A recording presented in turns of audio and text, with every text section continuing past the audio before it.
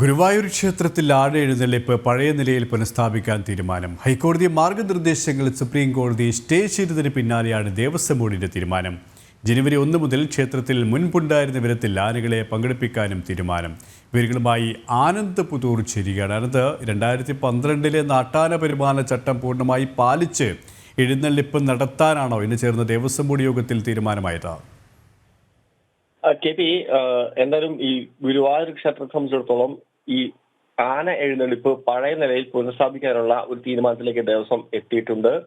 ഈ ഹൈക്കോടതി മാർഗനിർദ്ദേശങ്ങൾ അനുസരിച്ച് ഈ കഴിഞ്ഞ തവണ ഏകാദശിക്ക് ഒരു ആന വെച്ചുകൊണ്ടാണ് പുറത്തേക്കുള്ള എഴുന്നള്ളിപ്പ് നടത്തിയത്. ഇത് വലിയ ഒരു പ്രതിഷേധത്തിന് വഴിവെച്ചിരുന്നു. എന്തായാലും ഈ നിർദ്ദേശങ്ങൾ സുപ്രീം കോടതി സ്റ്റേ ചെയ്തതിന് പിന്നാലെയാണ് ഇപ്പോൾ ദേവസ്വം ബോർഡ് ഇത്തരത്തിലൊരു തീരുമാനത്തിലേക്ക് എത്തിയിട്ടുള്ളത്. ജനുവരി 1 മുതൽ ക്ഷേത്രത്തിൽ മുൻപുണ്ടായിരുന്ന വിധത്തിൽ തന്നെ ആനകളെ എല്ലാ ചടങ്ങിലും പങ്കെടുപ്പിക്കാനുള്ള തീരുമാനത്തിലേക്ക് എത്തിയിട്ടുണ്ട് കെ പി.